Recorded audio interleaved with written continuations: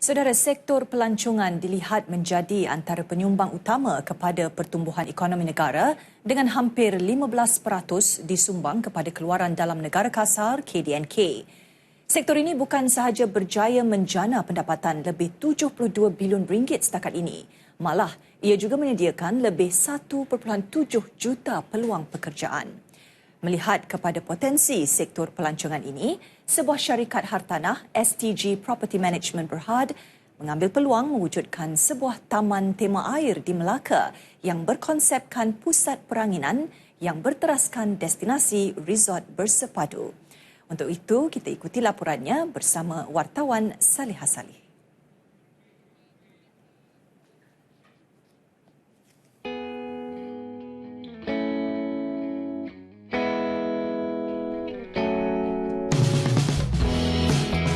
Di sebalik naik turun ekonomi dunia, sektor pelancongan tetap merupakan antara penyumbang terpenting buat Malaysia.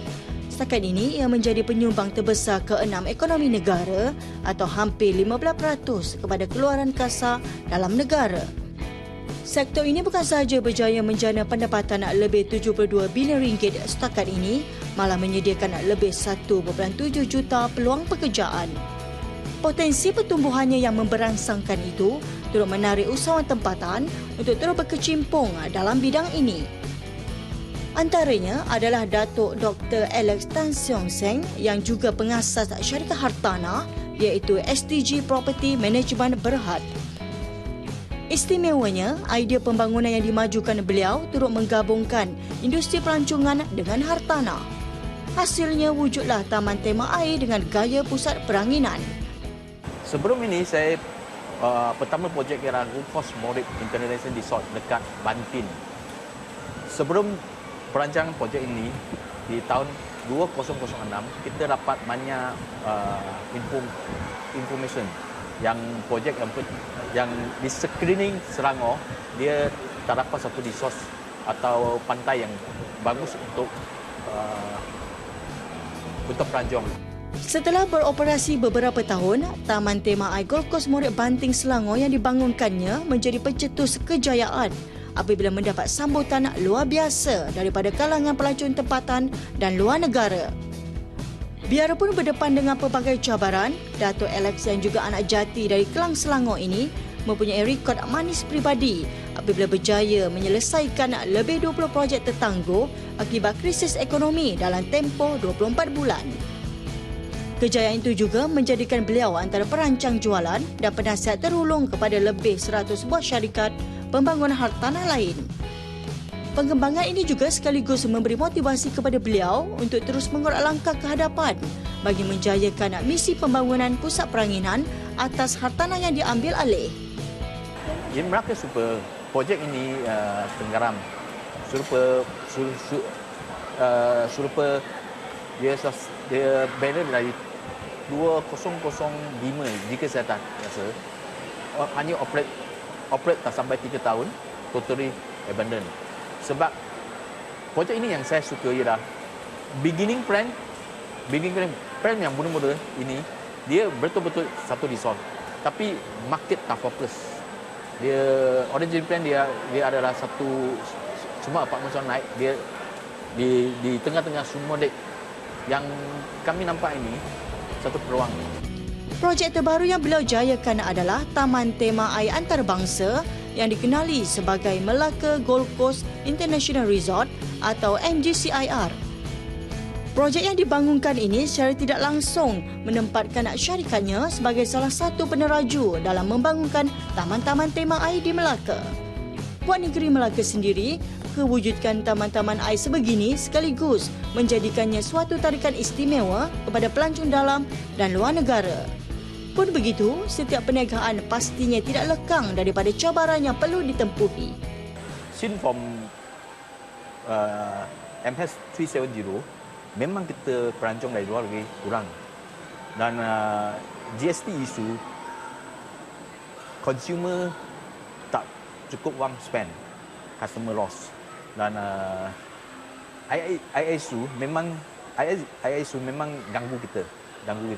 Yang terpenting saya harap jika polisi yang kita boleh ubahkan cuba openkan visa ya secepat mungkin untuk yang country yang boleh spend. Serupa China, dulu kita nampak 20 tahun atau 50 tahun, kita nampak visitor dari Japan kita sangat gembira. Kita tengok masyarakat datang sangat gembira. Tapi sekarang masyarakat Japan ni, dia surat spend power surat kurang. Dan masyarakat, majoriti dia suka pantai. Dan dia suka punya benda yang kita facing agama isu, tak boleh termina. Majoriti masyarakat sekarang dia fokus in Bali.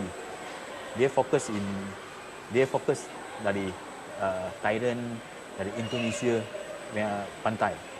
Yang kita sekarang ada peluang yang besar ialah China, Singapura dan India, Indonesia.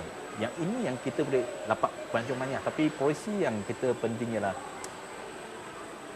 yang kita punya pelancongan untuk kementerian pelancongan, kami Melaka MCM, saya boleh rasa sangat rajin. Dia pergi China, pergi India, pergi Indonesia, dia buat banyak. Ternyata pencaturan yang dilakukan selama ini mula membuahkan hasil. Beroperasi secara rasmi pada 2014 yang lalu, MGCIR ini berkonsepkan pusat peranginan yang berteraskan destinasi resort bersepadu. Selain simbolik negeri bersejarah, replika kapal layar Laksmana Cheng Ho yang terdapat di sini pastinya dapat mengingatkan semula kepada pengunjung akan sejarah masyhur negeri Melaka. Pelbagai kemudahan turut ditempatkan di pusat peranginan ini bagi membolehkannya memberi khidmat kepada pelbagai segmen pelanggan yang terdiri daripada keluarga, pelancong dan syarikat korporat. Setakat ni kita dapat info, kita dapat banyak customer. Kita tahu situation of ekonomi Malaysia. Dua tindakan kita ambil. Satu, kita cubakan yang apabila siap semua infrastruktur. Setakat ni kita still planning ada sikit construction dekat ballroom. Apabila ballroom siap, kita akan buat promosi dari China, dari Singapura, dari Indonesia. Sebab saya rasa CM surat announce flight dari Kongjiu akan dekat airport Melaka. Yang ini yang untuk kita advantage. Kita make advantage sebab dari sini sampai airport hanya 10 minit plus. Ini yang kita fokus dekat overseas. Apabila semua infrastruktur sudah siap, kita memang benar ready